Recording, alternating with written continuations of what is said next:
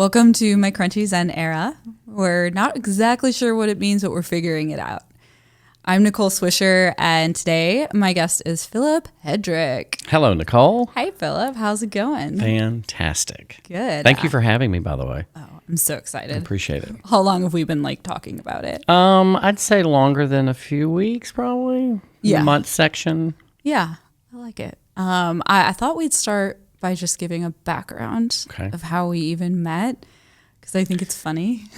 So we met at a stand-up comedy class number 1. I remember being extremely nervous because I was assuming I was walking into full-fledged comedians and I was going to be the only one that didn't know anything. And I think you and I were paired together for writing a first joke. Yeah.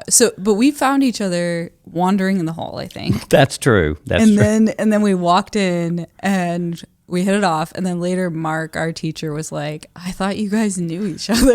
We came in as friends. Yeah. Well, you just had this calming, you made me calm. I was a little nervous, and I've always told you this. You're very calm, and your energy keeps me calm. So I was like, this is the one. And we stuck together through the whole thing. Yeah, and we were paired for that first joke about my mom's horse. Yes, it was a horse joke. It was a horse joke. Not a great one. I don't remember it, but I remember going, I hope this gets better. I remember a little bit, something about a hairdryer. Okay. But yeah, that was super fun. Yeah, it was. Yeah, I feel like I wasn't nervous for the class because I just figured, I'm just going to be super bad, so it doesn't matter. Yeah. But I also figured everyone had tons of stand-up experience. Yeah. So. And for me, I don't think I realized what went into writing jokes. I thought I was just going to show up and all of a sudden people are just going to start being funny and then I was going to start riffing. But I really enjoyed the process of learning how to write. And you helped me a lot with editing. I have a big problem with writing very big jokes. And you're like, take 90% of that out and do this. I'm like, I've perfect. always loved editing. You're very good at that. That very was my good. favorite part. But yeah, I was writing a joke last night and I was like, stop editing, just write it. Are you sitting down more often and writing now? I just kind of started again because I feel like my brain was like, I just don't have capacity for anything. So it's fun. I've gotten started back too. I find for me it's better. I walk and talk instead of sitting and writing. So I make laps in my kitchen and living area, and I'm sure my neighbors are like, "What is happening in there? He's telling the same thing over and over." That's what I used to do, but then with my roommate, I've had to be like, "Okay, remember, there's somebody in the house." He's trying to read, and you're like, "Okay, sit down." Yeah.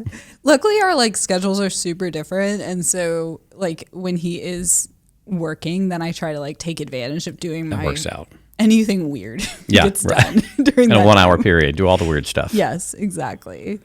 Okay, so I was going to ask you, have you done something crunchy or zen lately?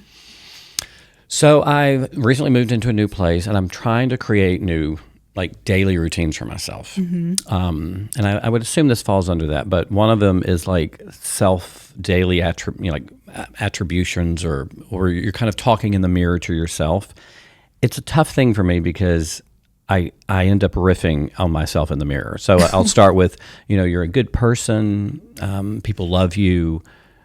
You probably should do something with this bag area under here. And then I get the lotion and I'm like, whoa. Focus on the exact opposite. The exact opposite. I did that in meditation. I've tried to do kind of those self-guided meditations, put the headphones on, sit in the floor. And I think I've made it maybe 3 minutes into most of them. I'm either asleep, because if you know me, I'm constant motion. And sitting, for me, it's I'm either sitting down to eat or I'm going to sleep.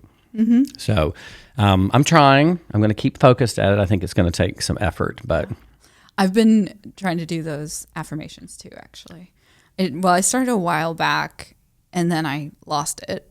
And now I've been do that again. And so for me, it's you're smart, you have a good memory, there's history there. Yeah. You're fun, you're healed. And I do think it made a difference when I was consistently doing it. And I would do it in the bathroom or when I was driving to work, different times. And are you saying things a set of things that you've written, or are you just kind of coming up with stuff? Because that's my thing. I'm I'll do 3 that I know, and then I'm you're cool. Yeah. You stop at red lights. You hold the door for people. You're a good guy.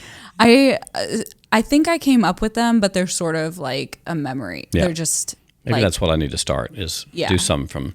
And I just do them over and over. And I actually have it like voice recorded on my phone. If I ever was like, oh, I'm tired, I'm just going to turn that on. Just listen to myself talk about myself. Yes. You're good. You're amazing. You're an amazing person. Yeah. And then the meditation stuff, like I actually lay down and I just do 5 minutes. And do you stay present, or are you just like, a little? Is your mind like, I'm like, what's for dinner? Do I have any oregano? And then I'm like, okay, whoa, stay focused. Yeah, it drifts and then like I come back. Yeah. And they say like that's part of it is like, oh, you notice it and then you like bring it back to the present. The longest I've ever done is about 15 minutes and that is long. Yeah, that's a nap for me. And like the one I actually recommended it on the last podcast was I can't remember. Something mindfulness in minutes. Okay. Anyway, it's a podcast I've been using. She has like 5 minute, 10, 15. And so like, I'm like, at least do 5 minutes. Yeah. Because that feels good to like close your eyes. And I think one of my many issues is not sticking with something. You know, I'll try it for 3 or 4 days and I'm like, well, I'm just not the meditating type, you know, but it's practice. That's why they call it practicing meditation. No one's ever like perfect at it. Yeah. So are you like a black and white type person? Like all or nothing. It's funny. Like in my mind, I would tell people I'm not. Like I'm good with everything. But yes, I'm finding as I'm getting older, and it's definitely like I either like it or I don't like it. You know, it's either on or off. It's nothing in between. Okay, because when you said that, because for me, like I have been that way a lot, and I'm trying to like adjust. So like it would be like all being like, I'm doing this exercise program. This is what I do. I'm going to eat this way. And then the moment I have a day where I'm like, oh, I didn't do it. I'm like, it's over. Yeah. I can't go back to over. this. Yes. Yeah. That's what happened when I was a vegetarian. Brief moment. I bragged about it. I bragged about it to it would come up in every conversation. And then I think I did it for 3 weeks. I changed everything. And then I went to Martin's Barbecue and had a pulled pork sandwich. And I was like, I'm not a vegetarian. And now I'll tell people I'm an 80% vegetarian. I mean, Martin's Barbecue could be, I would be okay with that being an exception to anyone's vegetarianism. I love that spot. It's so good. It's the only place I eat ribs. I never eat ribs anywhere else. Love the ribs. Their redneck taco. Ooh, I haven't had that. They call it a hoe cake. It's like a pancake made of cornbread with pulled pork and slaw. I can't even talk about it. Amazing. I need to go right now. I get the pulled pork, like whatever platter. But my dad, whenever he's here, he always gets the ribs and he gets like the whole thing so that he can bring the extra back and then we'll just like eat on it. My brother's a wine importer and he just had 12 French vineyard owners in town and took them to Martin's and watching all this meat come out. I mean, they were just like, what is happening? I mean, barbecue everywhere, barbecue sauce. They devoured it, and they still talk about it. You can't be planning on impressing anyone. No. If you order ribs, it's with people you know or like. No fork and knife. Yeah. I need you to dig in. Yes. I need sauce to be flying.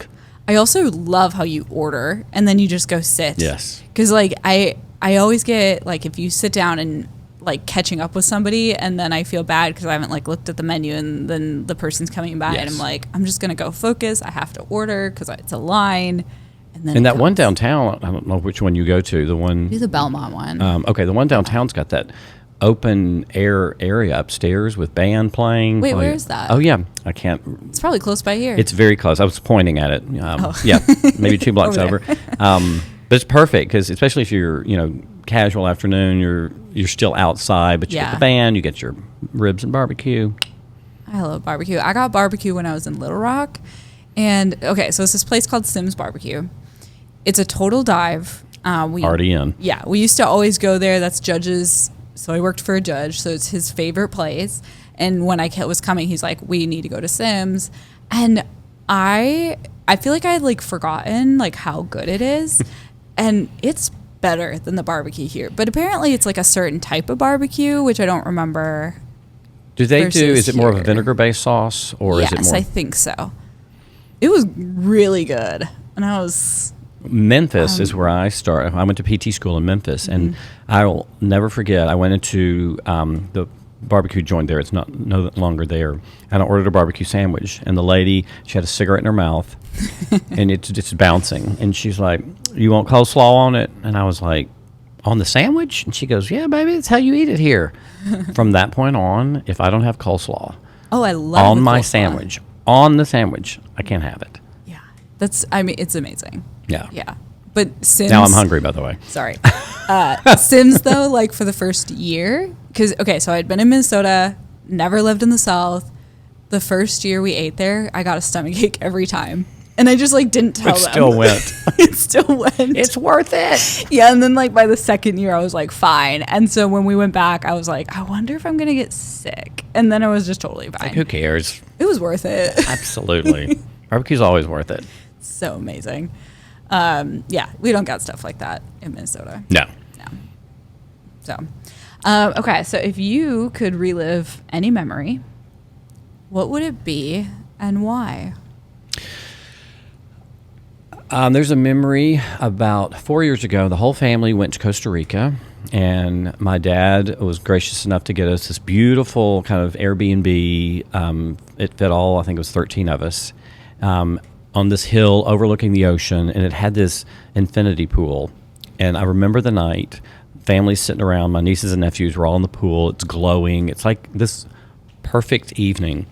And we're blaring the music from the Broadway musical Les Miserables, and we're singing. The whole family is singing. I'm sure the neighbors are like, what is happening over here? I'm doing Jean Valjean going into the pool, and the kids still talk about it. I mean, it was just such a fun, like, carefree moment where everybody in the family was together, no arguing. Yeah. And I love it. I think about it a lot. I have the picture saved on my phone to look at, because it's like, that was one of those nights. I remember thinking in the moment, like, this is a memory for me. Yeah. So, what about you? I was actually thinking about it this morning because, like, I was like, what would I say? And so we had this dog named Clifford, and he was a big, like, 100-pound black lab golden retriever.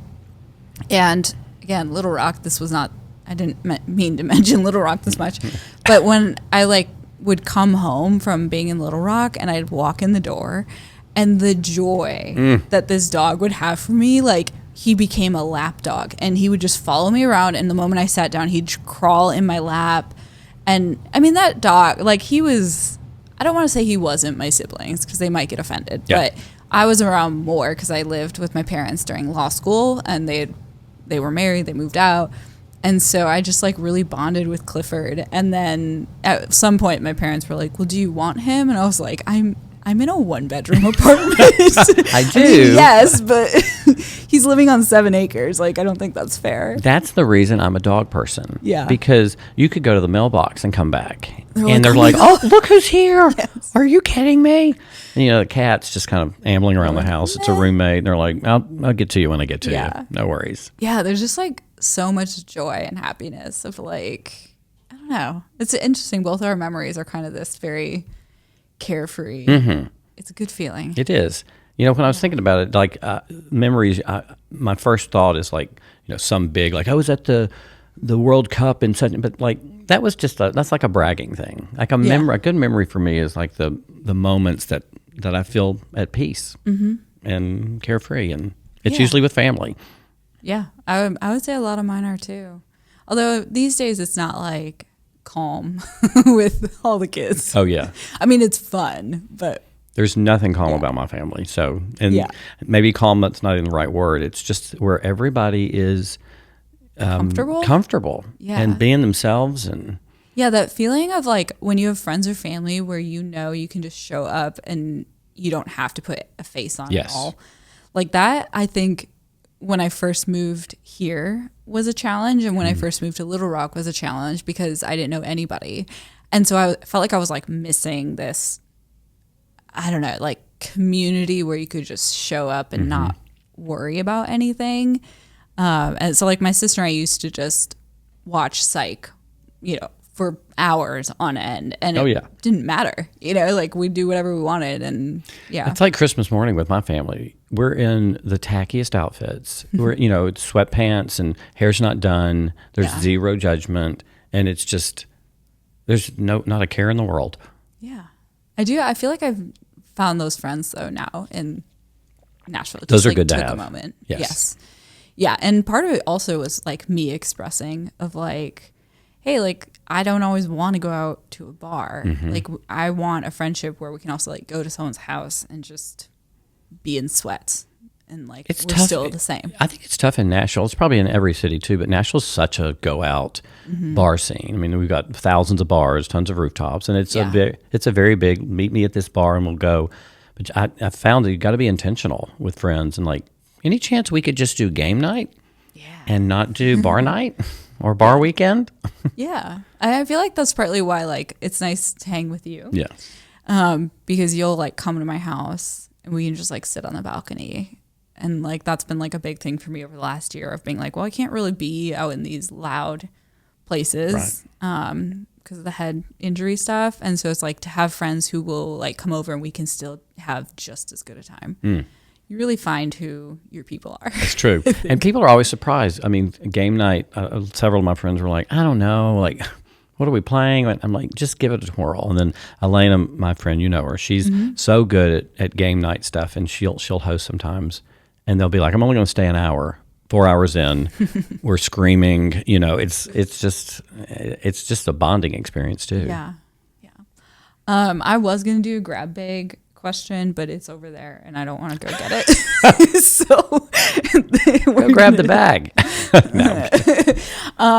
But so here's if I can remember one of them. What superpower would you want to have? I know we're going very serious to even more serious. I mean, I would love to be invisible. Yeah. What? Okay. Why? I don't know. I just think it'd be fun to see kind of, and it's not for a reason of like anything other than like wanting to see how people live and are they talking about me? Are they when I leave the room? I want to know that. If I leave the room. The other one is flying. Just the ability to like, I want to go to New York. Yeah, I can go. But I feel like that would get exhausting. It would mess my hair up and all that. So probably invisible. I would do teleporting. And it's because often at the end of the night somewhere, I'm like, I wish I could just be in my bed. Boom. Got it. Or New York. You can have That's a good one. Yeah.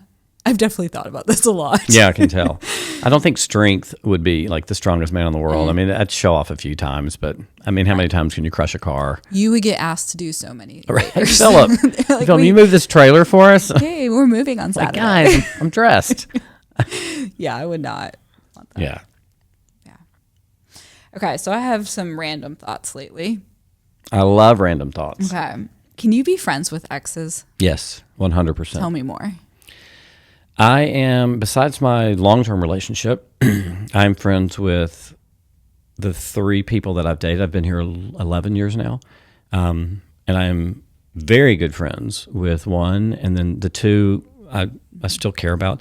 For me, it's like, unless the relationship ended by some sort of awful, they've cheated, and none of them did. It wasn't a good fit. It wasn't a good time, that kind of thing. But I definitely chose this person because I saw something in them. I love their personality. I love them as a human. Why wouldn't I still want to be friends with them? The second part is, gay community's small. So if you turn your back on one, then they have 15 friends, and then you're like, it's like, just be nice. I mean, I'm not going to dinner with them.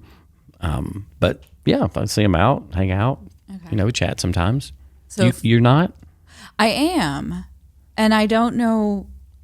Well, okay, let me think about this first, what I want to say. I am. And one of them, though, it has to be like a little bit like arm's length. And like last time I like was dating somebody, I felt uncomfortable continuing that friendship in the same way. And so then I started thinking, well, is that actually fair to that guy? If when I'm dating that it changes the friendship. Oh, I didn't think of that. Does that happen with you at all? I can't think of an example, but I've really tried to approach dating. My therapist many years ago gave me some advice that I have just hung on to, and it is every date you go on, you approach it, if it's a first date or second date, it's how does this person fit into my life, or do they? It's not, are they my lover? Are they my partner? Will I marry them? Because I was going on dates being like, look at the way he's holding that fork. I hate that. I hate his laugh. That kind of stuff. It's like, no. Don't keep tallies. Just see. Are they a friend? Are they a networking person?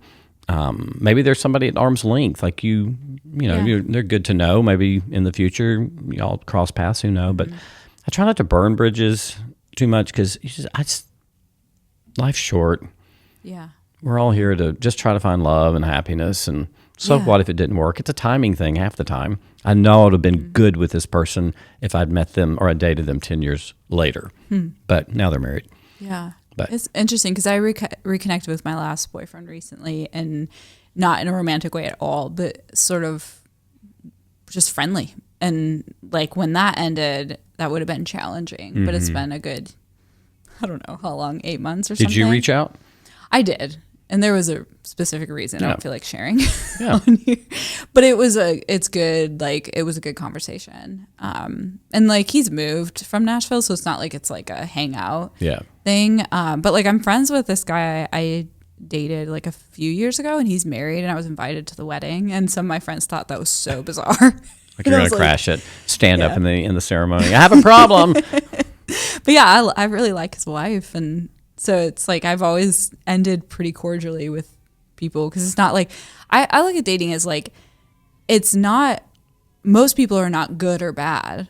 Right. It's just sometimes you're just not a fit, and that's okay. Yes, absolutely. And I mean, the whole, for me, it's a timing issue and a situation where I have got, it's usually I'm not ready. Like I'll jump into a date and realize, okay, like they're really ready to commit and I'm not. Well, then why am I on the date? Like the whole point, I should have said, let's go have dinner as friends, or let's get to know each other as friends. But, I don't know if it's the same in the straight world, but, I get two guys go get drinks together. It's probably a date, unless you say otherwise. Yeah, I would, if a guy asked me to get drinks, even if he didn't clarify, I'd be like, oh, I'm going on a date. Yeah. Yeah. So and then if it wasn't, I'd be like, well, that was foolish of you, not me. I'm out of here. Yeah. I would love an update on your dating life. So I didn't, it's been many months, and for many reasons. One, I moved, but two, I used to dye my beard here. And when I turned 50, on my 50th birthday, I decided no more dye. And I thought this was going to like take Nashville by storm. I thought there was going to be posts. The Tennessean was going to run a story about it. All over Instagram. Like people were calling, checking on me. No one said a thing. Like and so I was so worried about image. I didn't notice that. See? I'm just like, now you're pointing it out. I'm like, oh. Yeah. I mean, to me, it was like the most shocking. I came out, I was like, hey guys, I'm here. And they're like, great, happy birthday. I'm like, we're not going to read me for filth for dyeing my beard. You're a silver fox. Yeah. Well, thank you. But I look back, all my like Tinder pics are me with a same color beard.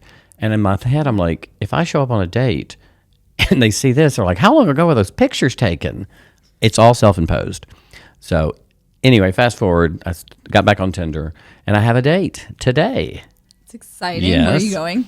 So we're going to The Wash, which it's a series of 4, it's in an old car wash in East Nashville. Oh. It's a series of 4 or 5 restaurants. Amazing. There's a Peruvian one, a Thai place. So it's a great place so you can just try things. It's outside, casual.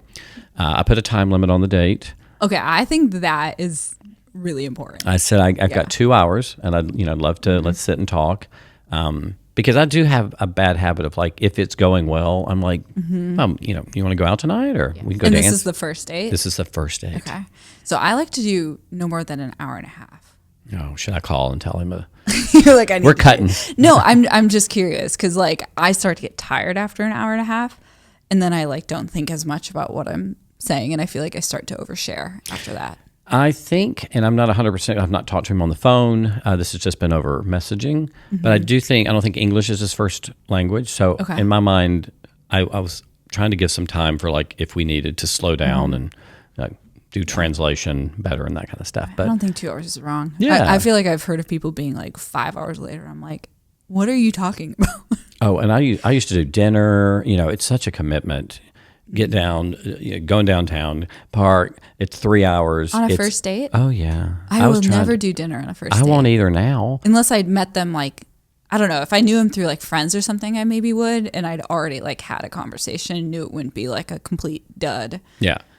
But, well, my issue was like I was throwing all my cards at the very beginning. It's like go to a fancy restaurant, prove that you know how to order wine, you know how to order a cocktail, you know how to hold your silverware right. It's like I don't know any of these What things. are you doing? No one's ever been like, that was an amazing first date because you really showed us how to, you know. I feel like you've got a thing with silverware. And now I need you to like show me what I'm doing wrong. It's just, you know, it's a silly little judgy thing. I'm over it now, but now for me it's coffee or, you know, lunch, not dinner. Dinner just makes it like, it's too easy to be like, all right, you want to go grab a drink and go out from here? Or, so it's a day date and then wait a few days. I've heard it referred to like years ago as the preamble. And so that's how I think of like, if you met on an app and then you're just getting coffee, it's more of like a preamble because you don't. I like that. Yeah. And I've got to work on, I'm a big, you know me, I'm a big question asker. And I had a guy one time tell my group of friends, they were like, how do you know him? I'm like, well, we went on a date. They were like, how did it go? And he was like, he wasn't for me. I said, well, you can tell him why.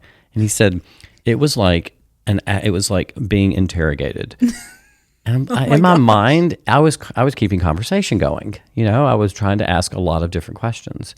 Were you responding to questions? Yeah. Okay. If they would say, you know, what about you? Yeah. But then in my head, I'm like, why aren't you asking me any questions? And I'm like, well, because you're not letting him ask you questions. You're just barraging. Where are you from originally? What kind of work do you do? What's your social security number? Right. If you could get rid of one vegetable, what would you get rid of? So today I'm just going to be calm, let the conversation flow. That sounds like a cool place. I haven't. Yeah, is it newer? It's been open about a year now. It's really amazing. The food is exceptional. I don't get over to East very much. You got to come. Food scene is off the chain. Yeah. I feel like it reminds me of Northeast Minneapolis, which I love. Okay. You know, that's where I lived before moving here. It's just got a good vibe, lots of cocktail clubs, and I don't know. You don't have to go downtown to have fun in Nashville. Thank goodness. Thank goodness. Yeah. Let's see. Okay. I've been watching Big Bang Theory lately on HBO Max with commercials. These commercials. I love that you added this. Well, there's a reason. Okay, all right. There's a commercial that keeps coming up, a trailer for a movie. And it's disturbing. It's like this guy like kidnaps women, takes them on a boat, and is like recording their murder. Have you ever thought about that somebody's brain came up with that? Yes. When I'm watching, especially like horror or serial killer movies, I'm like, were you on the treadmill and you were like, you know what we should do? We should do something about, hog tying people. And I'm like, who comes up with this? Are you having a focus group? Did you come up with this on your own? Yeah, every time this one comes up, I'm like, literally someone came up with this. This is horrifying. Yeah. Like, it's always like the scariest movie of all time. Yeah. Like, who? Somebody who hasn't been to therapy, I think. That's probably true. Or maybe too much. I don't do well with like the horror and the super scary because I feel like it always looks like the place I'm living. I'm like, that looks like my apartment complex. Was that filmed here? Or? Yeah, I don't like scary movies. I feel like something like Texas Chainsaw Massacre, like my brain would concoct that out of fear, but I would never be like, this would be a good movie. Like, because I would be like scared. Yeah. Like wandering around the house, like, oh my God, there might be like someone about to jump out at me. It's like, I don't want to turn that into like something everyone's watching. But how do you convince the studio too? You're like, here's what I'm thinking. A psycho is going to carry a chainsaw around and murder people in farms. And they're like, I think America would love this. Great. Yeah, I think this is a really good option for us. But it's a little disturbing. Yeah, it is. Okay. Yeah. What do we got next? Okay. We were going to talk about trying new things as an adult. Okay. I think everybody should do this. I mean, we tried comedy. Yes. For me, trying new things it forces my creativity juices, which I think is really helpful, even if you don't think you're creative. Like doing something new helps you realize, oh, I've got this little bit of creativity in me, and maybe opens up a new pathway. I'm a big believer in say yes to everything unless it gets you killed. That's my motto in life. And so I'm like, I want to be a wedding MC. You would be amazing at that. I think I want to do a business where I'm a wedding. I've been to some weddings recently, and they're beautiful. And but there's always like the moment between food and dancing, and it's just like, who's going to dance, and what are they, and why are they up there? And I think it would be fun. Yeah, you're like a cruise director. Yes. I've got the jackets for it. So you really do. Yeah. What about you? Are you starting something new, or? Am I starting something new? I don't know. I mean, part of the reason I've been thinking about this is because I feel like I went through this phase where I did try a lot of new things. So for like a long time I was just like working, trying to get out of debt. And then I was like, I'm moving to Nashville. And that was like, I'm going to do something new, of like a new city and new way of like making friends. Like I tried, I made great friends off of Bumble BFF. You did. You've told me about Amazing friends.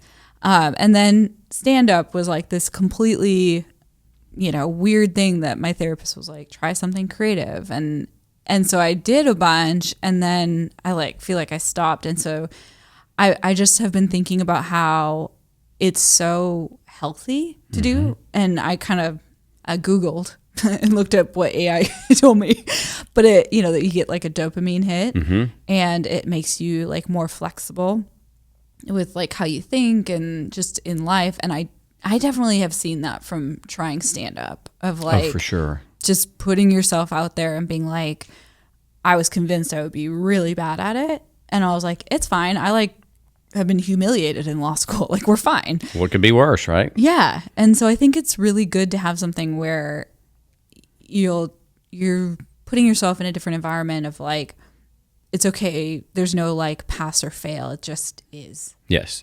And I think it also, like confidence, confidence building is so important. It gets you out of routine. I think a lot of people are so stuck in a routine, and I'm including myself in that, where you just kind of go through the motions.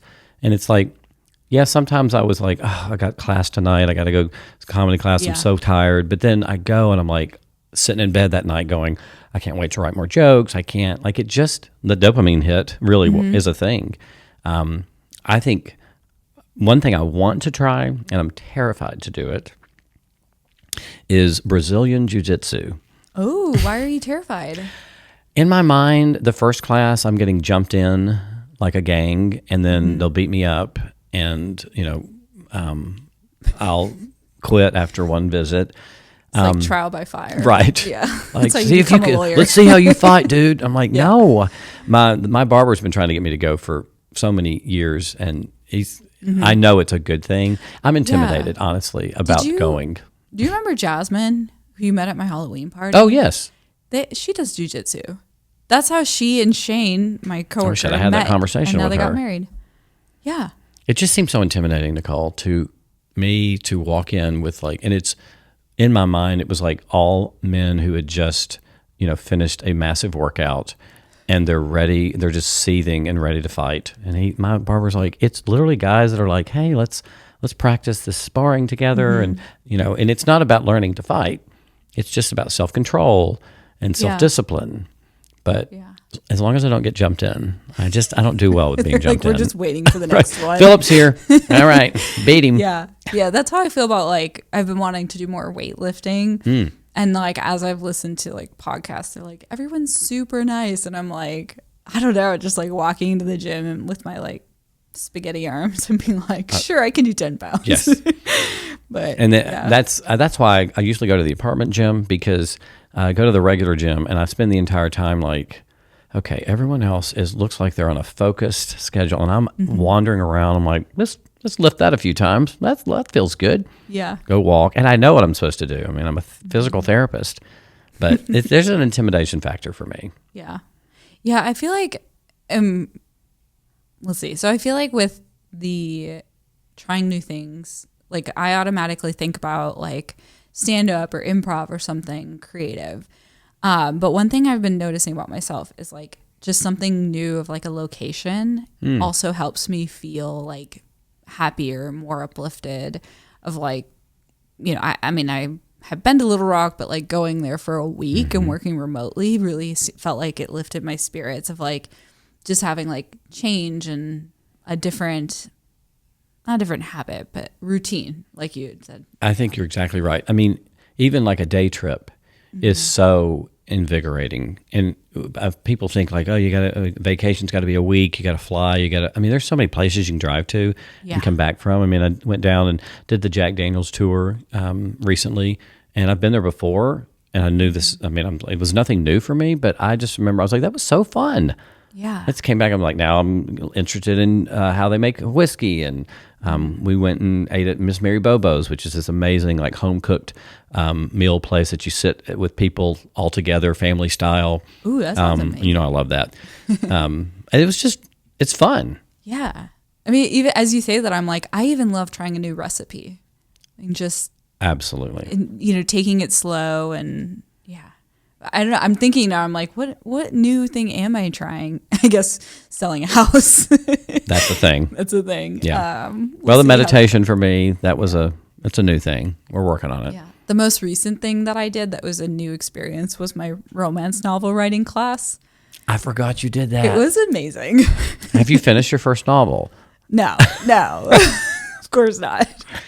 And also, like, I did start writing more because I've always enjoyed like creative writing, but I started writing more and I turned, so like at the end, our teacher was like, you can turn in some writing, and I like turned it and I was like, so this is not romance. It's not even a kiss. But thank you. It made me super creative. Well, that was going to be my question. What's like the one thing you took, or maybe you took several things, but what's one thing you took from a romance writing class? It was all women, which there could have been men, but it was all women. I was so impressed with how passionate those women were about this. Like they knew so much. They were so excited about it. They talked about it like very seriously and were very engaged. And like I was fascinated by like the plot structure and like it was fun to talk about like cliches and it was just really cool to see people who are super passionate about something and they're pursuing it. And not necessarily without fear, but it's like I often have like a limiting belief of like, well, I mean, I'd put in all this work and like it's not going to get published. Right. What's the point? And so then I like don't do it. But like the point is the enjoyment of the process. Yes. And so I really liked seeing that. And so I haven't been able to go, but the second Saturday of each month, they're meeting up. And so I offered, they're coming to my house in June. So I'm hosting, even though I'm like, still don't have any romance like written at all. And I don't really read romance a lot. And if I do, it's more of like rom-com. But I learned there are things out there. I was like, is this still romance? I was like, does this count? But our teacher was always like, don't ick anyone's yum. That should be a T-shirt. It probably Don't is. ick anyone's jump. I love that. Yeah, well, remember in comedy class, you know, I had like a writer's block and trying to figure out. And one of the things, it was just to start writing. Yes. Just to start, like, don't limit yourself to like, okay, what's this about? It's like, and I would sit at the coffee shop and I would just, not writing, but I was typing. I would just, and it was just sentence upon sentence. And then suddenly something kind of clicks and you're like, let's start there now. And for me, it's like if you say no or you limit yourself, it's like, I mean, you're not going to experience it. Yeah. Yeah. And that's like last night when I was trying to write a joke, because it's been so long since I felt that creative. Yeah.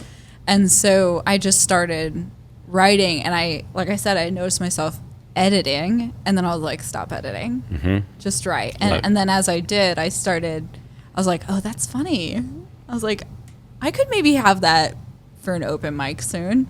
Well, remember Mark told us about like writing so many jokes a night. Just come home and write 5 jokes. And I'm like, in my mind, it made no sense to me. Like, how do you just sit down and write a joke? Right. And then it just, and 99% of the ones I've written are pretty bad. But some of the ones that I've used in sets are great. And they land, and I've worked on them, and you've helped me edit them. And it would never have happened if I hadn't just let that creative process go. Yeah. And I think because it's been 6 months, or actually since whatever, January, I don't know, since I've done a show, and I've been really happy taking a break. Mm-hmm. And a lot of that is just with work and different things, right? It takes a lot of energy to be going out consistently. But a lot of my old jokes are not exactly relevant anymore for me. Of like, I could go out and just like do them. I'm thinking about my dog joke, and I'm like, we won't go into why that's not going to be relevant. It's so dark. Anyway, dark. I do like it. I do like it. But I was like, I could rewrite that in a little bit. Yeah. And some of the other ones too, where I'm like, oh, like my life has changed, but it doesn't. So I don't know. So I've been thinking about going back and like working on them. I do like going back and reading them too, because it's like I'll read it and be like, I'm not going to use that joke anymore. But the thought behind it, the idea is something that I want to put in something that's more of a mature, not mature maybe, but a different joke. So I try to keep everything I write. It's embarrassing to go back and reread sometimes. And I even audio or recorded like some of the sets, my first sets, and listening back, and I'm like, oh my gosh, this is bad, babe. But you did it. I did it. I'm proud. And you did great. With your show, you were so gracious to let me come on your show several times, and it was a great experience. Like, try new things. Say yes to it. Yeah. Totally different.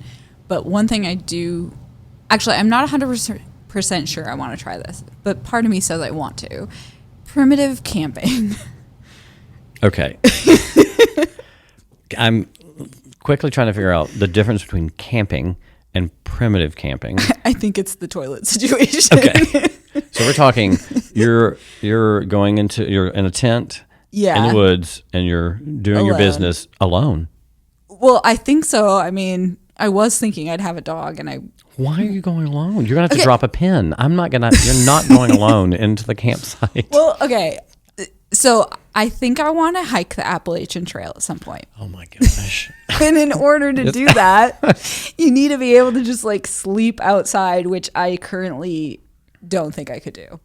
So I feel like I want to try primitive camping in like South Cumberland State Park, because it's there and like that feels decently safe.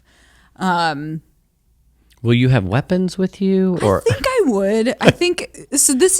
I'm not even saying this year. Okay. Not even saying 2 years. Why don't you take Brazilian Jiu-Jitsu with me? And I mean, maybe like a taser or something. Yeah. But yeah, I think I want to hike the Appalachian Trail, and you have to be able to like do that.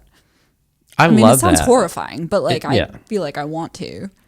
I do like the idea of camping, like a day or two. But for me, it's like I'm bringing so much. I want to cook an amazing meal. I don't want like a packaged, add water, protein bar. Yeah, no, I want to do a fillet, with a cast iron skillet. So I've got to have a trailer with me to make sure I can get everything there. I just imagine you like hiking in with this like red wagon. Got 2 pack mules. Well, it's funny. We went out to Montana a few years ago, and one of the options was camping. And I was like, I told my brother, I was like, John David, like I'm willing to try this. And he sent me the picture, and it's a tent with a chandelier in it, and it's glamping. I'm like, oh, you should have said glamping. I'm ready. Let's glamp, honey. Yeah. That's okay. I am so far from being able to do this that like I was looking at glamping, and I was like, I don't know. I mean, I'd have to walk 10 feet in the dark to the outhouse. I was too scared. We got a little work to do before I will let you go on the Appalachian Trail alone. Because this is my ignorance, how long is the Appalachian Trail? Very long. Are we talking? But you can do sections. And you want to do the whole thing? No. Oh, okay. I would do like a week section, I think. Okay. Like a week as the time frame. Also a week. Yeah. For me. I don't know. I feel like there's like something to being out there on your own. Like I love hiking, And I that's something newer I've tried. Like I didn't really hike very much before moving here, and now I'm like I've been to Yosemite and Zion and Smoky Mountains, and there's nothing like just being in silence in the woods, and it's like, yeah, I don't know. I love that. I really wish I don't know if I don't love being by myself as much as like I feel like I might get bored because I have to talk. Like you can talk. Can you imagine passing me on the trail? You're good, Phillip. People love you. Like, is he doing affirmations so or? I mean, do you hike? Yes. Oh, okay. And I said that very emphatically. No, I was like, I don't know that we've ever talked about this. I do enjoy it. I don't do it regularly, but went to Scotland last year with my father and my two brothers, and they really wanted to do some amazing hikes out there. And I didn't know anything about this. And so they were like, buy hiking clothes. So yes, I've got the hike store. And I'm like, dress me. And so this girl picked out all this hike. It had everything. And REI? I'm like, Columbia. Oh, yeah, that's good too. Yeah, it was at Opry Mills and it was on sale, so I didn't want to spend a ton. And I absolutely loved it. It was raining. I don't walk in the rain. I love the rain. I love it. Just something about it. I don't know if it was the location, but I came back and I'm like, you can officially say that you enjoy hiking. I mean, I feel like I like being like a little scared and like it's just a little too hard for me, and yet I did it, and then you can go home and take a hot shower. Yes. It's something challenging. It's a dopamine hit too. I mean, it's something that you got to be laser focused, especially, remember you talking about being on the trail, and maybe it was Utah. Summer. Like there's a cliff summer. Stop. You have to be laser focused on that. I mean, yes. But I love that you're wanting to do that. I think that's. Yeah. I feel like we'll work up towards it. Yeah. I mean, it'll be in baby steps. And my roommate did say he would teach me how to start a fire. So we're starting. This is we're starting. So we've got a few weeks before you're really. Yeah. I was like, do you think the HOA would get mad if I just go out? You're out in the front.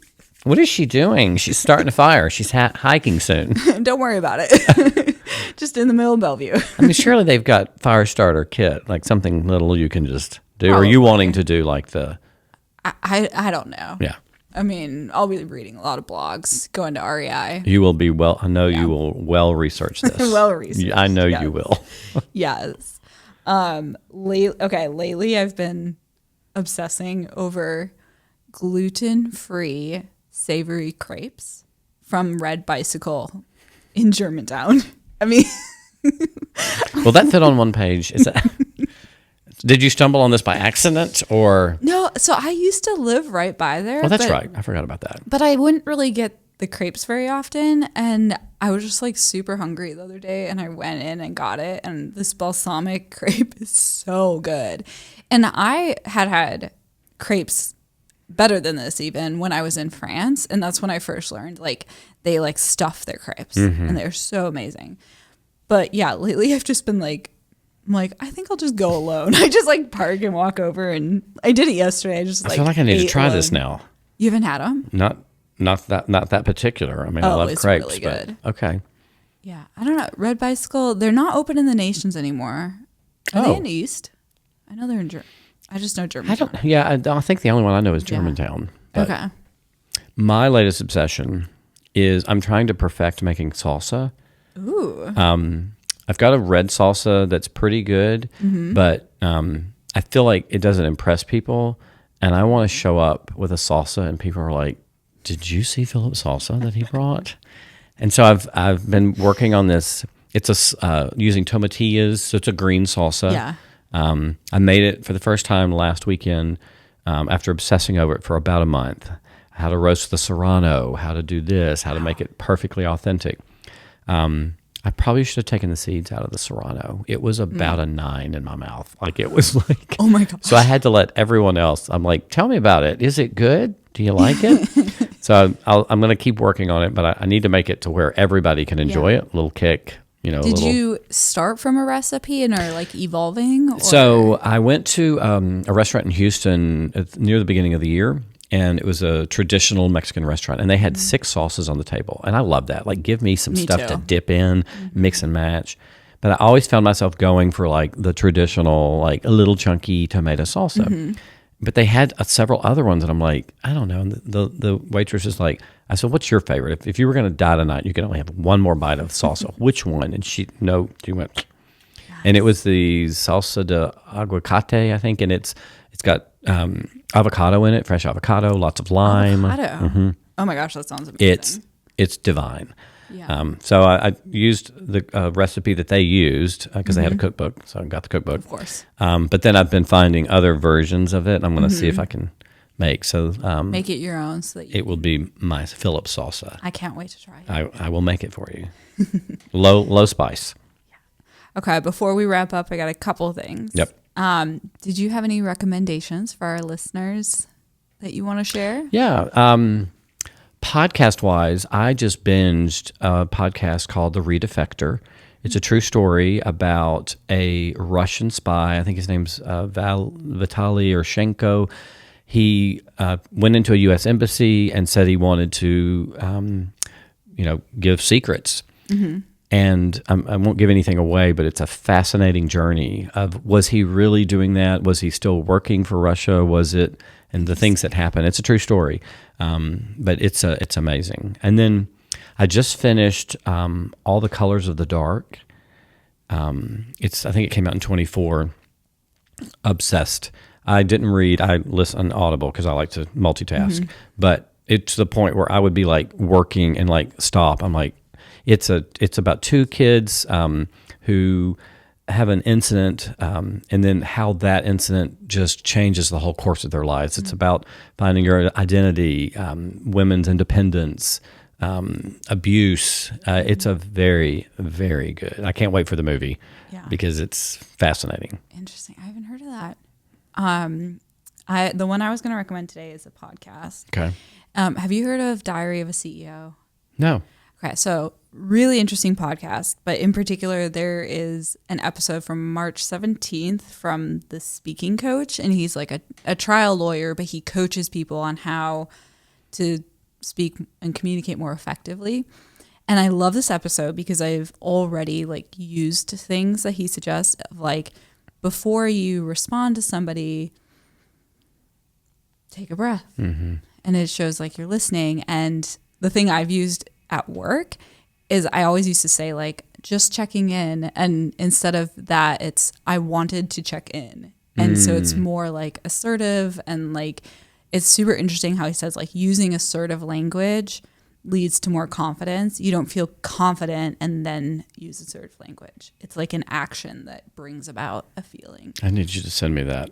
I definitely will, because I've sent it to a lot of people now. And just, it's about like being assertive as a woman is challenging. Let me put it that way, of like, there's this balance of how you're perceived. And so I've always struggled with that a lot in law. And so just saying like, I am a direct person. I just want to be direct. And I don't want that to be perceived in a bad way, because it has been in the past. Yeah.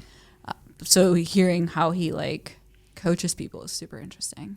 I think for you, I mean, female and then a lawyer, those both come with, certain connotations. Yeah. And so I think that's, I would love to listen to that. I think we all need to. So good. Yeah.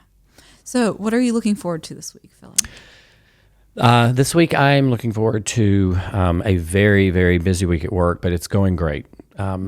I'm super excited about it because we've got a bunch of new patients coming in. I've got a dinner planned with a very good friend that I went to high school with. Nice. And it's I love the friends where you don't have to check in all the time, but as soon as you get together, it's an immediate, you're right back where you were. Yes. And there's no judgment. It could be 6 hours, 6 months, 6 years. It's just, it's fun and healthy. And she's so supportive and loving, and her family's great. So I just always leave there feeling good. So I'm excited for that. Awesome. Yeah. I'm really excited for my dad and my nephew to get here. Yay. Yeah, my nephew's been calling me like every other day. I learned that you can screen share on FaceTime from him. He's showing me where I'm located on the map. what we're going to do. He's 9, and I'm like, cool. Has he been here before? He has, but it's been over 3 years. Okay. It's since I moved into my house. So this will be exciting for him because 6-year-old in Nashville, 9-year-old in Nashville. Yes. He wants to go to Broadway. So I'll take him. We did go before, but it was like middle of the day, and I think that's what we're going to do again. Yeah. He's like, I want to go get that ice cream again. I'm like, that's what everyone goes to Broadway for. I love it. It's great. There's also one of the newer bars closer to the end where you can watch the bull riding from outside. You don't have to be in the bar. Okay. He might enjoy that. Cool. Well, thank you. Thanks for being here, Phillip. This was Thank very you, fun. Nicole. I appreciate you. Cool. And I don't know how to end this, so thank you all for being here. Thank you. Bye. Bye. Thanks for listening to my Crunchy Zen era. Please subscribe and leave a review wherever you listen to your podcasts. This podcast is produced by me, Nicole Swisher, and my good friends Summer Harkup and Liz Coulter. Editing is by Drew Harrison Media, and recording is done by Lagos Creative in Nashville, Tennessee. Thanks for hanging out. We'll be back next week.